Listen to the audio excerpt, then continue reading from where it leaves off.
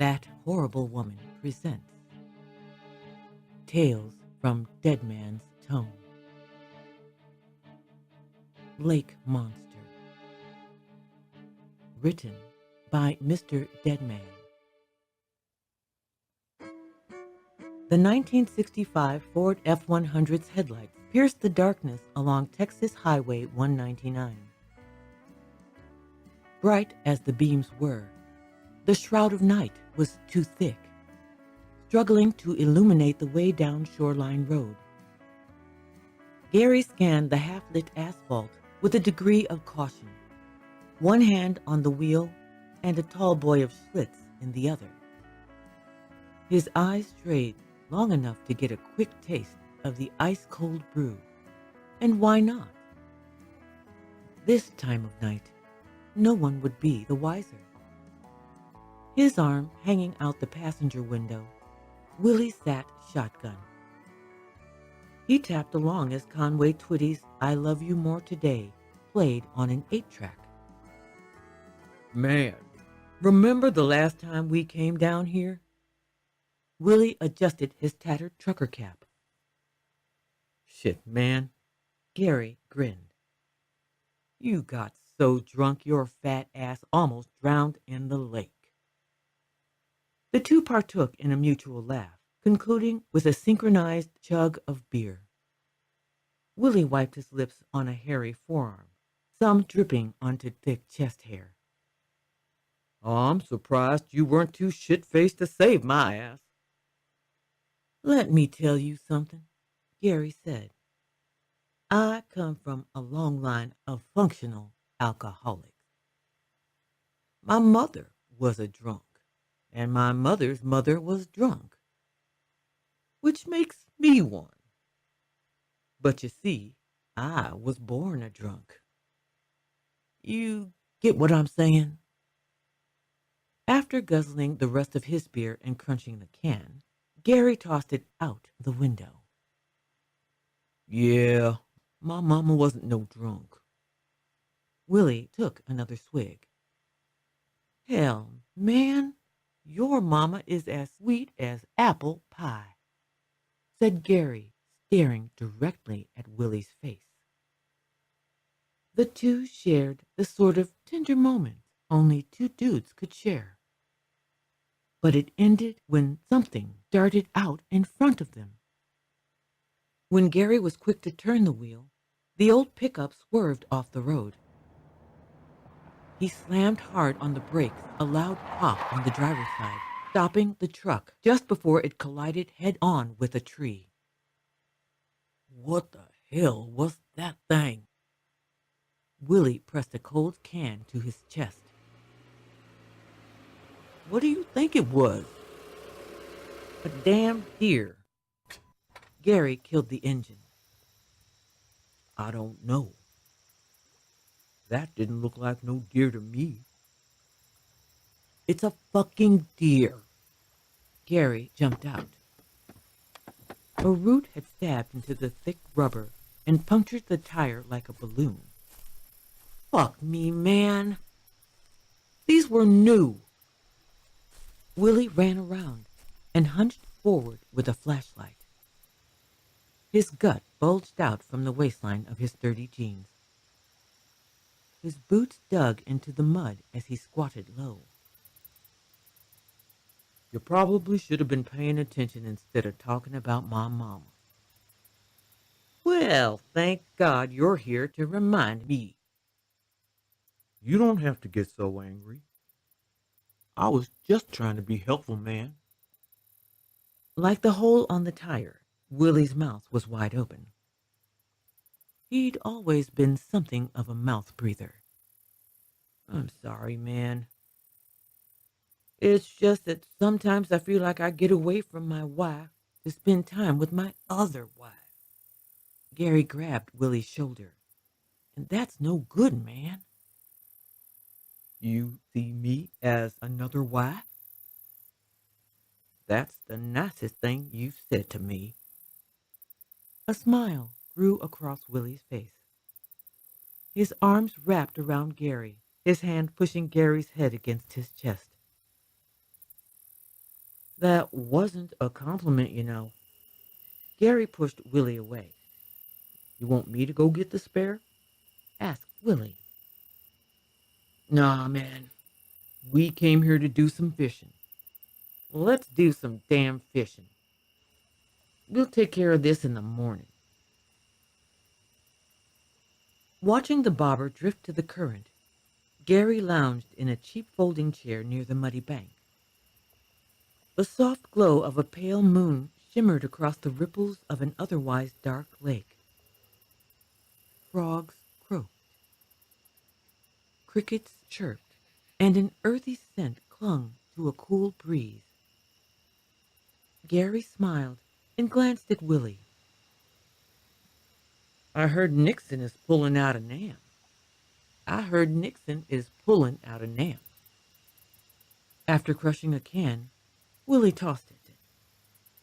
We ought to be grateful that neither one of us got the draft. Yeah, we're lucky. Rubbing his chin, Gary slumped forward in his chair. You know, I worry about that shit each and every time I check the mail. Same here. Gary flipped open the ice chest between him and Willie. Willie held out a hand for his next round. I'm just glad you came out here with me. I couldn't do this without you. Willie, you're a grown-ass man, weighing close to like 300 pounds. You shouldn't be afraid of nobody. Gary placed a cold can in his buddy's hand. I don't know, man. You ever wonder if, like, we saw Bigfoot? Asked Willie just before taking that first crisp sip. Man, there ain't no Bigfoot. You don't believe in monsters? Look, there is only one monster here in Texas. Only one monster that Texans fear anyway, and that's a liberal. Gary laughed at his own joke. Although Willie shared a laugh for solidarity, his demeanor stiffened quickly. What about the goat man? Willie's eyes locked onto Gary. You know, they also call him the Lake Worth monster around these parts. Willie, we've been here how many times? And we've never, not once, not ever, seen a damn man-goat. Gary's words slung like mud, mud that got into Willie's beer. Hey, it's Goat Man. Get it right. We don't want to disrespect it in case it can hear us. Chuckling nervously, Willie put his finger to his head like a horn. Nah, man, it's all a bunch of bull, said Gary. They've got photo evidence, man. And a police report. You're telling me you don't believe? It's even in the paper. Willie, just because you read it don't mean it's real. Them scientists want you to believe because they try to sell fear. It ain't scientists. A couple ran into something out here with like goat legs and a lizard body. Gary laughed. It's true, man. They were attacked. That this thing just came out of nowhere and started throwing tires at them. Well, then where's he at? I could use a free tire. Gary stood up and shouted, Hey, man goat, get your ass over here. I hear you give out tires. Don't do that, barked Willie. Gary plopped down in the chair and fetched another beer. What about that thing we saw on the road? Willie adjusted his hat. The deer. I gotta tell you something. It's gonna sound weird, I know. But that time I fell in this here lake wasn't no accident. I swear on my mother's grave. Something grabbed me. Willie's eyes were ice cold. The chair collapsed from the strain of Willie's fat ass, and he plopped into the mud. Whatever, man. Gary laughed as he got up and adjusted his pants. Look, I gotta take a piss. When I get back, I don't want to hear nothing about this man-goat shit. All right? Gary walked behind a tree. Assured Willie wasn't trying to sneak a peek, he unzipped, let it hang, and waited for it to drain.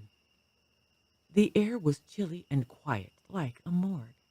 The sort of quiet that puts a keen emphasis on every sound, no matter how insignificant. Rustling leaves put a pause on his piss, shriveling his pecker. The lingering, eerie silence gnawed at his nerves. He scanned the darkness for the source. Moonlight filtered through the trees and enveloped everything in a cascade of shade and shadow. Gary was determined to find the source while standing in the comfort of marked territory. A twig snapped, and Gary yanked up his fly so fast he almost nipped the skin off his dick. He thanked the Almighty Lord for sparing his manhood, not just his junk, but the fact this moment of panic happened without Willie being the wiser. Hey man, we getting anything yet? Gary sat down in his chair, grabbing another beer from the ice chest. His fishing pole was gone, so he carried the ice-cold Schlitz with him, searching the dark waters for a sign of it. Willie, please tell me you tried to catch the son of a bitch that stole my pole. Gary shined a flashlight out on the water. It sliced through the darkness, catching nothing but a reflection. What's wrong? Cat got your tongue or something? Gary glanced over his shoulder. The shattered remains of Willie's broken chair lay on the mud, but the fat bastard that broke it was gone. Come on, man. Don't tell me this is about that man-goat thing. I was only kidding. Gary assessed the area and noticed drag marks in the mud, leading towards some trees. He shook his head and struggled to imagine someone or something hauling Willie away without passing out from exhaustion. Willie, stop playing around. Gary followed the trail to some trees. This ain't funny, man. You can't just be telling monster stories and disappear. It ain't right. Advancing towards a pocket of darkness, Gary stopped at the sight of two small glowing points of light. He knew they were eyes, but eyes like he had never seen before. These illuminating red orbs pierced through him, as if to search his very soul. With trembling hands, Gary dared to cast light on the creature, but it refracted into the darkness near its face. Not sure what he saw, Gary stepped away. There ain't no monsters. Gary consoled himself with a sip. The engine of his Ford fired up and roared. Gary dropped his beer. Willie! He could hear the mechanical churn get louder, but the cab was vacant.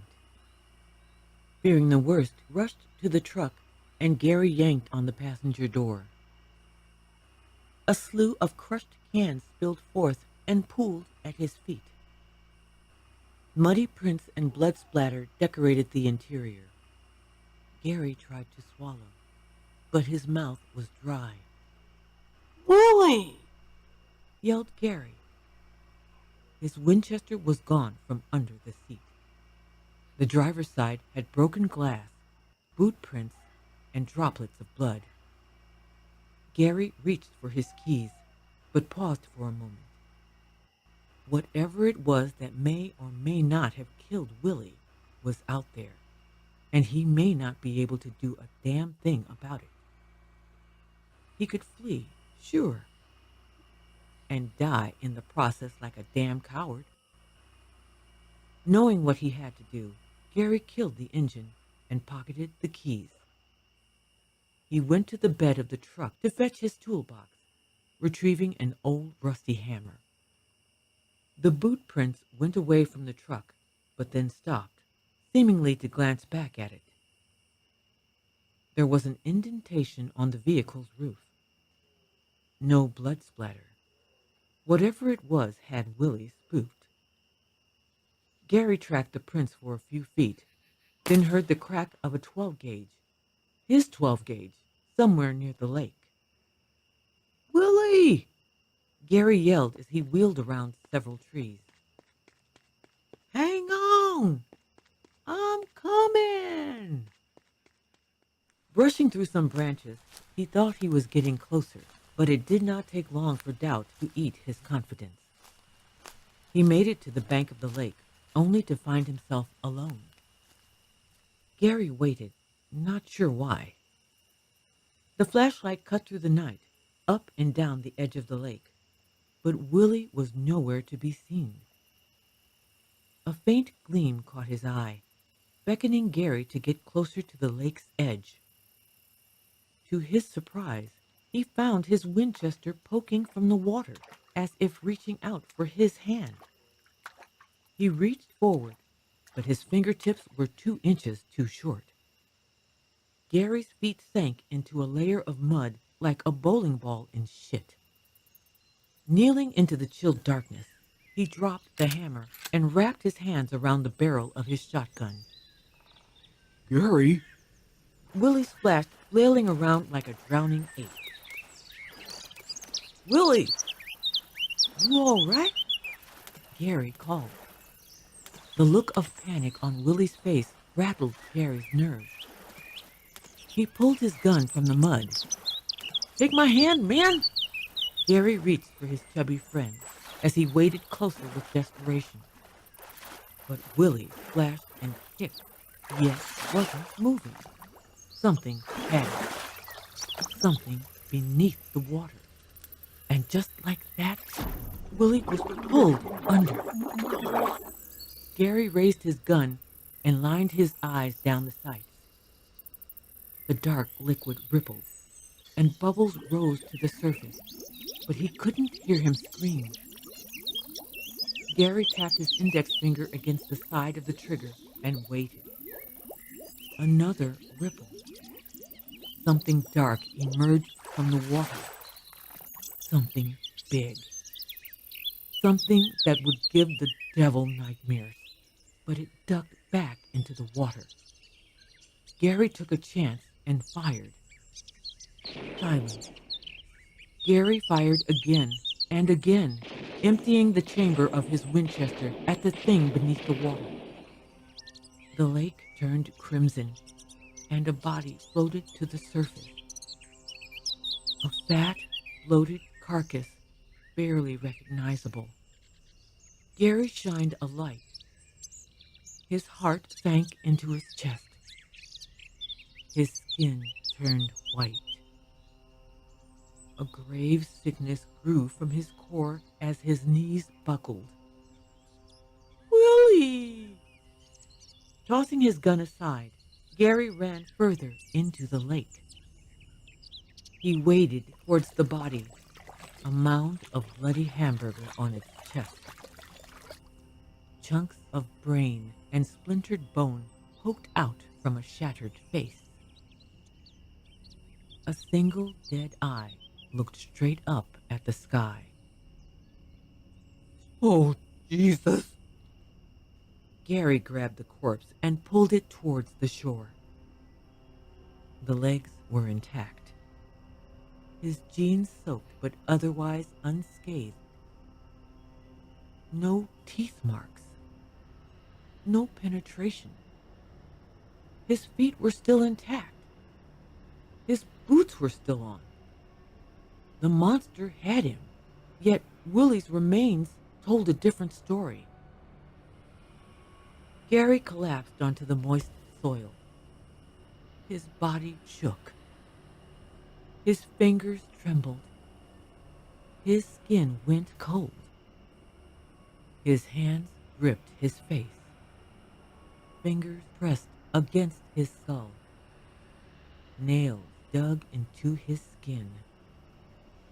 He did not kill his friend. He did not murder his childhood friend. How could this happen? How could God let this happen? How would he ever explain this to Willie's mother?